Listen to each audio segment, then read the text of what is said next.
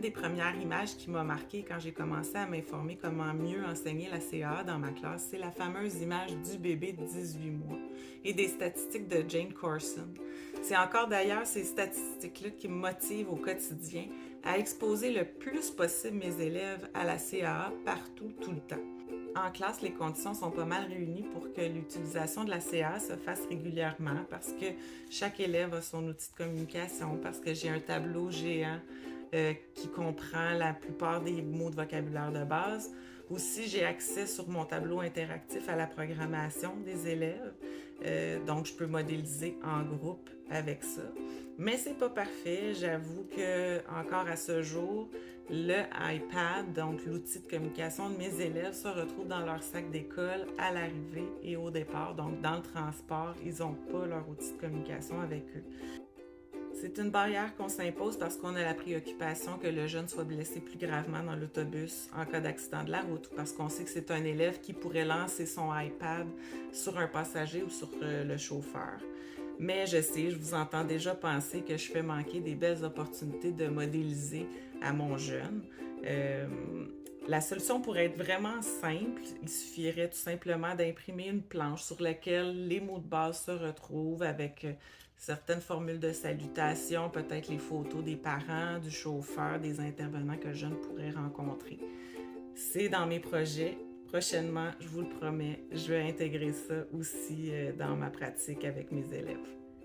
C'est une adaptation simple qui permet de modéliser dans un autre contexte pendant la journée. Il y a une autre situation où j'avais bien envie de modéliser à l'extérieur de la classe pendant la pause récréation, mais cette fois-ci, c'est mon élève qui refusait de transporter son iPad à l'extérieur. Je pense que ça ne sert à rien de forcer les choses, donc les premières récréations, l'outil de communication est resté sur le bureau dans la classe. Par contre, une fois à l'extérieur, je modélisais pour les autres élèves avec leurs outils de communication. Et quand je m'apercevais que le sujet intéressait celui qui n'avait pas son outil, j'en profitais pour modéliser pour lui aussi avec l'outil de communication de l'autre élève. Les récréations suivantes aussi, je m'arrangeais pour proposer quelque chose à dire ou à raconter à une personne qu'on verrait à l'extérieur.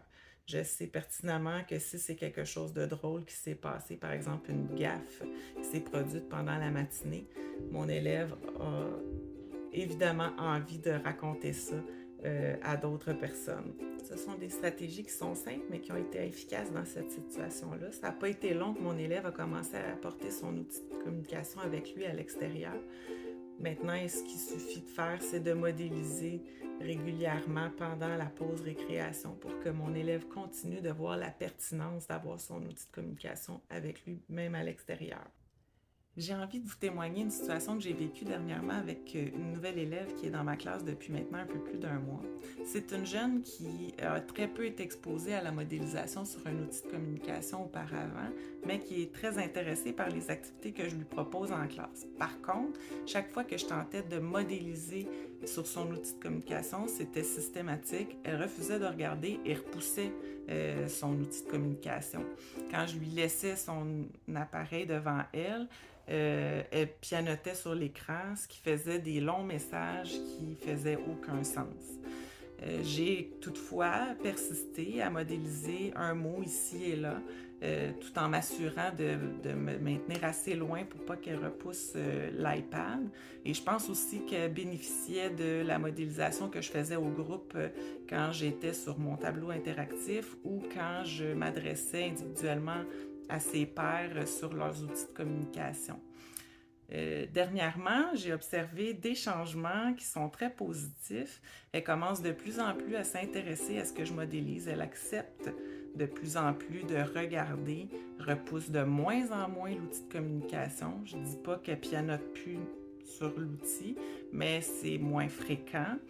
Et ce que j'ai observé la semaine dernière, c'est très, très, très encourageant parce qu'elle commence à naviguer de façon intentionnelle dans sa programmation pour nommer les intervenants de la classe. Donc, j'ai appris qu'elle est capable de bien reconnaître ces nouveaux intervenants. Mais en plus de ça, j'ai observé à 2 reprises des combinaisons de messages qui faisaient vraiment du sens. Par exemple, la semaine dernière, après le dîner, mon élève a dit sur son outil de communication « Merci Julie ». Et à un autre moment, alors que la préposée de la classe était sortie avec un autre élève pour aller à la salle de bain, la jeune a questionné « Nathalie où ?» Des situations comme ça me laisse croire que la modélisation, c'est une stratégie qui est vraiment puissante et efficace pour enseigner la CA à nos jeunes. Je vous invite à nous suivre sur notre page Facebook et Instagram sous le nom de Sadissa, ainsi qu'à vous abonner à notre infolettre en vous rendant sur notre site web sadissa.com